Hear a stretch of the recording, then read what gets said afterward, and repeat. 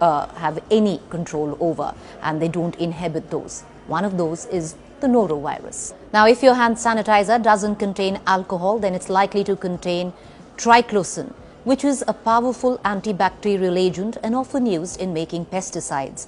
It is readily absorbed by the skin, which can directly impact thyroid function and can cause damage to the liver and muscles.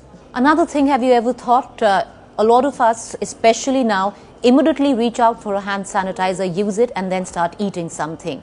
Have you thought the kind of chemicals that you're consuming? Well, there are a lot of chemicals in hand sanitizers, and frequently consuming hand sanitizers because you don't wash your hands, you use a hand sanitizer instead, and then you use your hands to eat food. You're ingesting the hand sanitizer.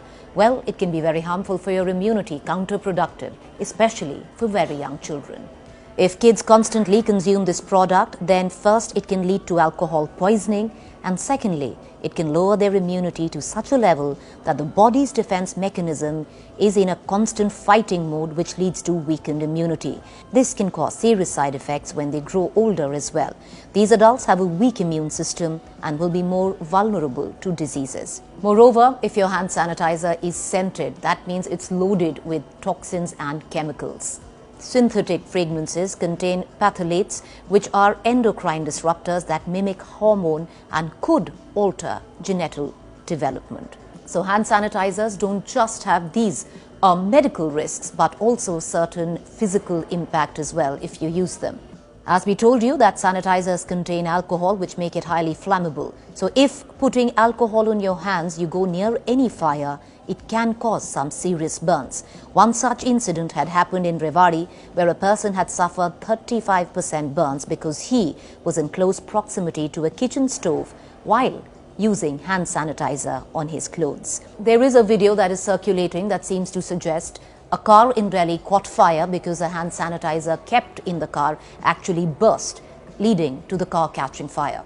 Well, that's not a fact, it's untrue. However, if your sanitizer or hand sanitizer that is kept in the car is a big bottle, it's not airtight and is leaking, then vapors can keep accumulating in the car, making the car a small gas chamber. So all it possibly needs to start a fire is maybe a small spark somewhere, and these gases could then lead to a small fire within the car. So that's a fact, but no, hand sanitizers don't just burst into flames. A lot of you out there thinking that the best way to actually clean your masks that you're using is to dip them into sanitizer and clean them with your little bottle of hand sanitizer. Don't do that, because the vapors are then trapped in cloth, and when you wear your mask after attempting to clean the mask, the fumes would possibly cause nausea or even could lead to possible vomiting.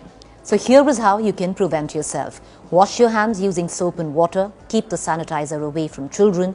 Keep hand sanitizers stored in bottles in a cool and dry place. Keep it in a safe distance from the kitchen and never apply it before you're going to cook or even eat. Clean your mask with regular soap and water.